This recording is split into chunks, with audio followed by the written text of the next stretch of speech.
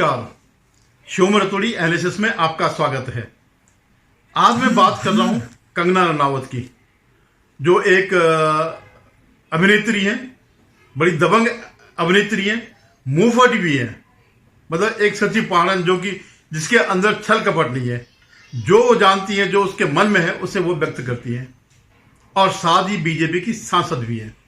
और उससे बड़ी बात यह है कि इस समय उसके डायरेक्शन में एक फिल्म आ रही है, इमरजेंसी, इंदिरा गांधी के कुकर्मों पर, इंदिरा गांधी की तानाशाही पर वो एक फिल्म आ रखी है। तो इस बीच उसने कुछ बयान दिए, जब पत्रकारों ने उनसे जो पूछे, तो उन्होंने जो जवाब दिया, उससे जो है कांग्रेस का जो लेफ्ट लिबरल इकोसिस्टम है, उसकी लंका पर आग लगा दी। क्या है कि बड़ी मुश्किल से करोड़ों रुपए खर्च करके, विदेशों की मदद से, भारत के दुश्मनों की मदद से, हिंदू विरोध की मदद से, इस इकोसिस्टम ने राहुल गांधी को पप्पू की इमेज से बाहर निकालने के लिए पूरा जोर लगाया इन चुनाव से पहले। वैसे तो ये पूरे 20 साल से लगे हुए हैं कि उसकी पप्पू की इमेज खत्म हो जाए, लेकिन जितनी बार वो कोशिश करते हैं, उतनी बार राहुल गांधी अपना मुंह खोलता है, और जैसे ही मुंह खोलता है, वो जो है एक्सपोज हो जाता है, उसका पप्पूपन झलक जाता है। जहां पर भी बगैर पर्चा पड़े हुए अगर कोई बात बोलेगा, तो वहीं पर इसकी औकात पता चल जाती है। तो उससे तिलमिलाए हुए हैं सारे, पूरा सिस्टम तिलमिलाया हुआ है कि ये इसने क्या कह दिया। तो खैर, उसके खिलाफ जो गाली गलौज ये सब होता है, वो जो इस इकोसिस्टम का वो सिस्टम है, किस तरह से किसी को करना। और इससे पहले एक और हिमाचली अनुराग ठाकुर ने इनको संसद में ही इनके कपड़े उतार दिए थे, जब उन्होंने राहुल गांधी की जाति पूछ ली। हालांकि नाम लेकर के नहीं पूछा, लेकिन उसका मतलब यही था, और उन्होंने भी इसका मतलब ही यही समझा कि ये जाति मेरी पूछ रहा है, जिसकी कोई जात ही नहीं है। अरे भाई, तुम तो दिन रात हकते मुकते, सोते जागते केवल जातियों की बात करते हो। एक बार तुमसे पूछ लिया, तो इसमें अपमान किस बात का है, डर किस बात का है? बताओ तो हमारी क्या जात है। लेकिन वो तिलमिला गए कि मेरा अपमान हो गया। क्यों? तुम्हारी जात क्या ऐसी है कि तुम्हारा अपमान हो जाए? ऐसे एक वो दूसरा इनका सरदार अखिलेश, वो संसद में कह रहा, जात क्यों पूछती? भैया, तुम्हारा तो इसके अलावा कुछ पूछने का है ही नहीं। तुम्हारी तो वैसे भी अकल से मंदबुद्धि हो, जाति के अलावा तुम्हें कुछ आता नहीं है। और तुम्हारी राजनीति, तुम्हारे पिता की राजनीति सिर्फ इसी पर टिकी है, यादव MY समीकरण, यादव और मुस्लिम। इस बार उन्होंने दलितों को जरूर ठग लिया, और कुछ OBC ठग लिए, तो ये अपने जीवन के परम उत्कर्ष पर पहुंच गए और 37 सीटें जो यूपी में ले गए। इससे पहले मैं इस बारे में चर्चा करूं, कंगना वाले एपिसोड में इसका विश्लेषण करूं, आपसे मेरा निवेदन है कि आप मेरे इस चैनल को सब्सक्राइब जरूर करें, और इसको शेयर करें, अपनी राय भी व्यक्त करें, YouTube में जाकर के इस पर अपनी राय व्यक्त करें। धन्यवाद। तो हुआ क्या कि जब उसके इंटरव्यू हुए, इसे आप प्रमोशनल इंटरव्यू भी कह सकते हैं, क्योंकि उसके आपातकाल इमरजेंसी वाली फिल्म आ रही है। पहले तो इनको चिढ़ाने के लिए यही बहुत बड़ी बात है कि आपातकाल की दोबारा चर्चा हो रही है। जो ये कह रहे संविधान, जो एक वो लेके घूमते थे ना, संविधान की कॉपी लेकर के, और डेमोक्रेसी मर रही है और ये सब करके, क्योंकि बहुत से लोग, जो नई पीढ़ी है, उसने आपातकाल देखा नहीं है, तो उसमें जो है फिल्म बन रही है। इनके लिए इससे बड़ा वो कुछ नहीं हो सकता है, प्रहार कुछ नहीं हो सकता कि हम अपने को संविधान के रक्षक कह रहे हैं, हम अपने को डेमोक्रेसी के झंडा बरदार कह रहे हैं, और हमारी पोल जो है ये इस पिक्चर में खुल रही है। किस तरह से आपातकाल में क्या क्या जातियां हुई, ये सबको पता है। मतलब एक पीढ़ी को पता है, नई पीढ़ी को बिल्कुल नहीं पता है। तो उनको पता होना ही चाहिए, क्योंकि ये जो आज संविधान के जो अपने को झंडा बरदार कह रहे हैं, अगर इनके हाथ में सत्ता आ गई, तो ये उससे 2 कदम आगे होंगे, 4 कदम। तो सबसे पहले जो वो हुआ, कंट्रोवर्सी हुई, वो हुई किसान आंदोलन पर। जो कथित किसान आंदोलन था, जो मंडी के दलालों का, जिसमें नक्सलियों का पूरा हाथ था, और उसके पीछे कांग्रेस उसमें खड़ी थी, और ये पूरा लेफ्ट लिबरल इकोसिस्टम खड़ा था। जो बांग्लादेश में हुआ, वो सब वो यही करना चाह रहे थे, वही इन्होंने CA में करने का प्रयास किया। क्यों? क्योंकि ये चाहते थे अराजकता। जनता के वोटों से ये मोदी को नहीं हटा सकते, तो जो है किसी तरह अराजकता फैला करके, बांग्लादेश वाली अराजकता फैला करके वो इसको करना चाहते थे। तो इस पर मतलब जो सच्चाइयां थी वहां पे, कि वहां उस आंदोलन में, उस अराजकता में रेप हुआ है लड़की का, इसमें दो राय नहीं है। हत्या हुई है, वो अगर आपने देखा हो, उसको टांग रखा था, एक उसको जो है निहंगों ने उसकी हत्या करी और पुलिस वालों को मारा। बेचारी दिल्ली पुलिस जान बचा करके भागी और जो लाल किले में तिरंगा उतार करके फेंक दिया और अपना झंडा लगा दिया। इसमें एक भी झूठ नहीं है, लेकिन पूरा सिस्टम तिलमिला गया। हालांकि मोदी जी ने एक कानून वापस ले लिए थे और उन्होंने, क्योंकि वो एक जिम्मेवार पद है, प्रधानमंत्री का हो या सत्ताधारी पार्टी का हो, तो उन्होंने जो आरोप, सही आरोप है वो नहीं लगाए, क्योंकि उनको बड़े परिप्रेक्ष्य में देखना था। मोदी जी को पता था कि ये जो है, ये कोई आंदोलन नहीं है, बल्कि ये इनको खत्म करने के लिए, भारत में अराजकता पैदा करने के लिए या इसको सत्ता पलट करने के लिए ये सब किया जा रहा है। क्या कहा कंगना ने? यही तो कहा कि जो बांग्लादेश वाली स्थिति है वही हो जाती। जैसे बांग्लादेश के इस उसमें तख्ता पलट में उसका हाथ है, स्पष्ट रूप से CIA का हाथ है, अमेरिका का हाथ है, पाकिस्तानियों का हाथ है। पाकिस्तान के जो जमायत वाले हैं, जिन्होंने तब भी 1971 में पाकिस्तान का साथ दिया था, आज भी वही लोग हैं।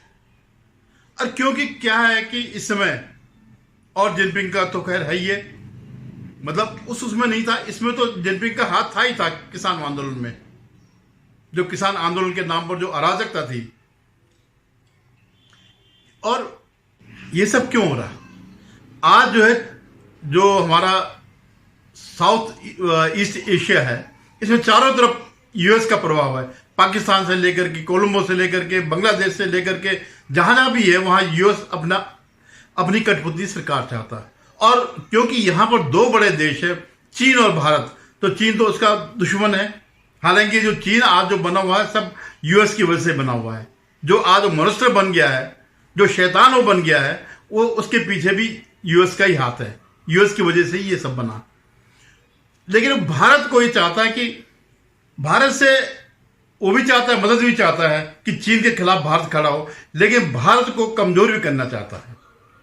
और कमजोर करने के लिए क्या है, भारत के पड़ोसियों को जो है, उनको अपने प्रभाव मिले, अपने कब्जे में ले। क्योंकि बांग्लादेश हमारे साथ था कुछ सालों से, अस्वाभाविक रूप से बांग्लादेश को जो है उन जाहिलों से, पाकिस्तानी जाहिलों से मुक्ति दिलाने में भारत का बहुत बड़ा हाथ था।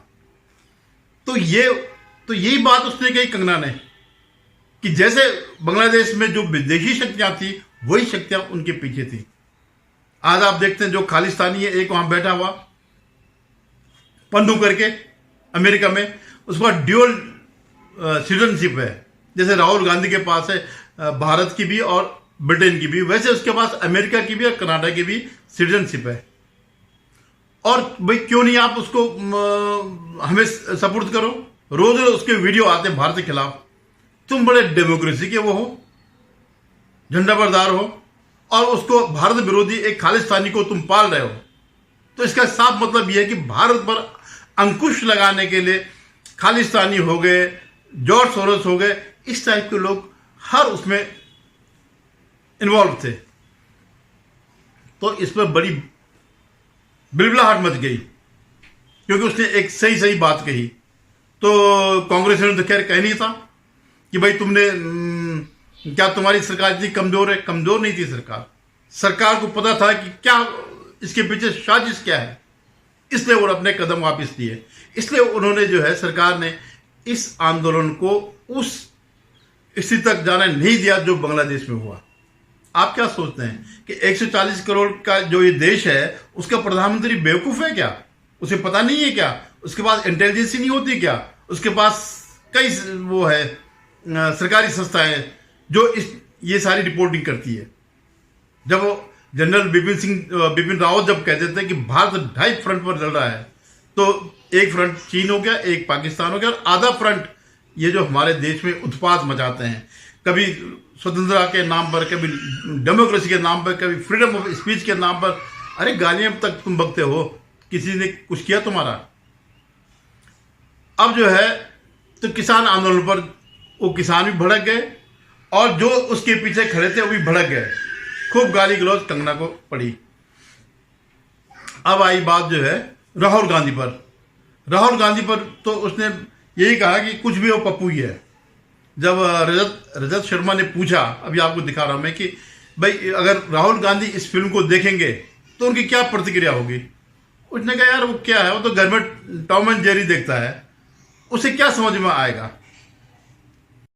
राहुल गांधी पर एक सच्ची और कड़ी टिप्पणी करी कंगना ने क्या कहा? Kangana recently called Rahul Gandhi the most dangerous man, सबसे खतरनाक आदमी है, who might as well destroy the nation, जो कि भारत को बर्बाद कर सकता है, if his agenda of becoming the prime minister is not fulfilled. अगर उसका प्रधानमंत्री बनने का अगर एजेंडा पूरा नहीं होता है, नहीं हो पाएगा, तो वो भारत को बर्बाद करेगा। और आपने देखा होगा विदेशों में जाकर के वो यही करता है, जिन जिन से वो मिलता है भारत विरोधियों से मिलता है, जो भारत का अहित चाहते हैं। अभी आपने देखा होगा बांग्लादेश के जो ये सब कुछ हुआ, उससे पहले वो गया था लंदन में, और जो खालिदा जिया, जिसकी जो इसकी शेख हसीना की प्रतिद्वंदी है, और जियाउर रहमान जो पहला तानाशाह था इनका, उसकी पत्नी जो कि प्राइम मिनिस्टर रही है, उसके बेटे से मिलने गया, और उसका इफेक्ट आपने देखा, वहां पर हिंदुओं पर हो गया, हिंदुओं का मारकाट हो गई, हिंदुओं पर अत्याचार हो गया, हिंदुओं को मारा गया, उनके घर जलाए गए, और ये पूरा लेफ्ट लिबरल गैंग चुप रहा, एक शब्द नहीं बोला। ये वो लोग जो फिलिस्तीन पर रोते हैं, जो हमास आतंकवादियों पर रोते हैं, इन्होंने मौन साध लिया। तो क्या गलत कहा कंगना ने? इस पर ये बड़े बौखला हुए हैं कि क्या हमारी सरकार इतनी कमजोर है कि जो चीन और विदेशी शक्तियों से डर जाती है? भारत इनसे नहीं डरता, तुम जैसे गद्दारों से डरता है, जो इस देश को जो है खोखला कर रहे हैं, जो इस देश में दीमक की तरह लगे हैं, जिनको जनरल बिपिन रावत, सीडीएस बिपिन रावत कहते हैं कि 0.5 फ्रंट है, लेकिन आज वो 0.5 फ्रंट से बड़ा होकर के पूरा एक फ्रंट बन गया है। आपको पता है कि ये जो किसान आंदोलन था, कैसे वो था? ये योगेंद्र यादव, वो दाढ़ी वाला जो है, वो खुद उसने कहा कि हमने इनके लिए, विपक्ष के लिए पिच को दी थी। तो अब इससे ज्यादा क्या कहना? आज भी वो उनका सलाहकार है, कांग्रेस का सलाहकार है वो, आज भी राहुल गांधी का दाएं बायां जो भी है वो पूरी जो उसकी यात्राएं थी उसमें वो शामिल रहा, और अभी कुछ और एक यात्रा होने वाली है तो उसमें वो शामिल हो रहा। उसका एजेंडा क्या है? कंगना ने आगे कहा कि वो जो है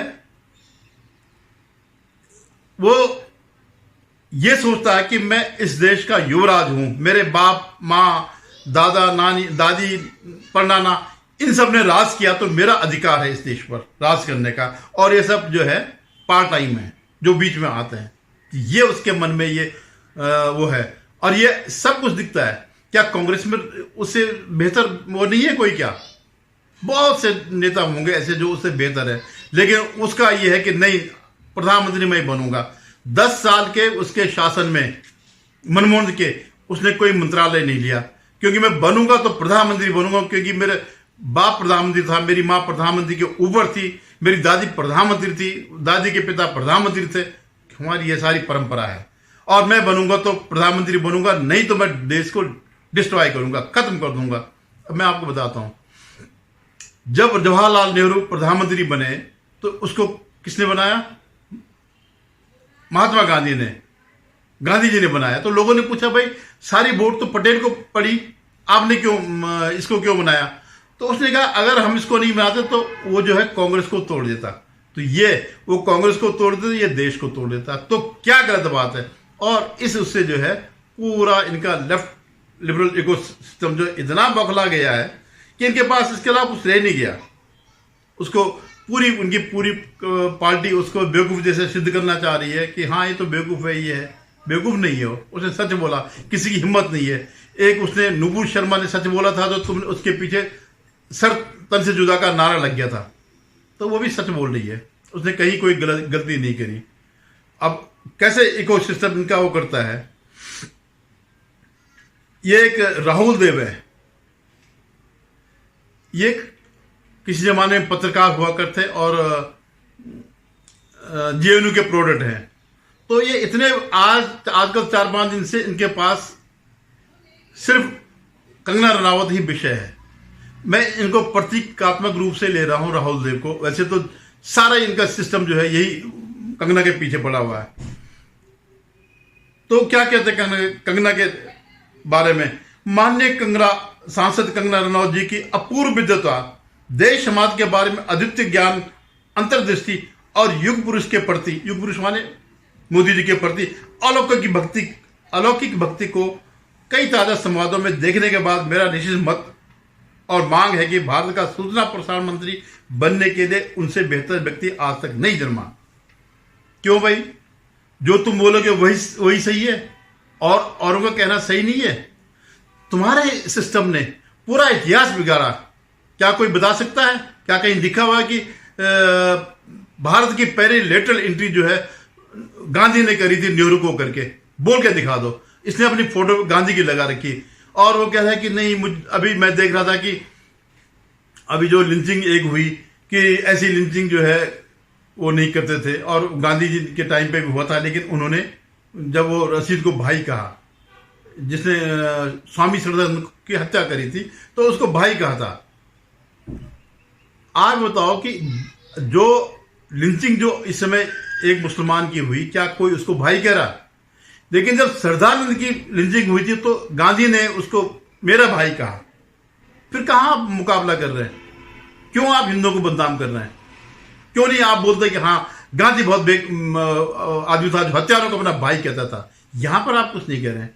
ठीक है, यहां पर छोटे मोटे लोग जो है उसको नहीं कर रहे होंगे, लेकिन लिंचिंग का कोई समर्थन नहीं कर रहा, जैसे कि गांधी ने किया था अपना भाई बता करके। और क्या इससे बड़ा क्या हो सकता? तो ये इसके लिए जो है वो कंगना जो है युग पुरुष ज्ञान अंतर्दृष्टि, तुमने तो सारा इतिहास ही झूठा लिखा। कहां पर है? क्या सचमुच कांग्रेस के आने के आंदोलन से देश में आजादी आई? वो लोग बेवकूफ थे जो फांसी पे लटके थे, चाहे सुभाष चंद्र बोस हो, चाहे वो हो उनके साथी सुखदेव राजगुरु, या ऐसे हजारों लोग जो फांसी पर चढ़े, आजादी वहां से आई या आईने से। हाँ, इसमें मुझे याद आया कि उन्होंने जब किसी पत्रकार ने पूछा कि भारत का पहला प्रधानमंत्री कौन था, तो कंगना ने कहा कि सुभाष चंद्र बोस पहले प्रधानमंत्री थे। बिल्कुल थे वो। ये भले ही मजाक उड़ा रहे हों, लेकिन सुभाष चंद्र बोस को 5-6 देशों से मान्यता मिली थी उनकी सरकार को, आईने की सरकार को, और वो उसके प्रधानमंत्री थे। ये बौखला गए कि अरे जवाहरलाल तो कहीं से भी डेमोक्रेट नहीं था, उसको कहीं से चुना नहीं गया था, उसको तो अपॉइंट किया गया था। और जो सुभाष चंद्र बोस ने जो किया, लड़ाई लड़ करके जो है उनके दांत खट्टा करके बगैर किसी संसाधन के, जिन लोगों ने, जो हमारे फौजी जिन्होंने सरेंडर किया जापान में, उनके लेकर के फौज बनाई थी और लड़े थे इस ब्रिटिश साम्राज्य के खिलाफ। बता दो कोई, किसी पर छड़ी भी लगी हो, फूल की छड़ी लगी हो, चाहे गांधी हो, नेहरू हो, किसी को बता दो।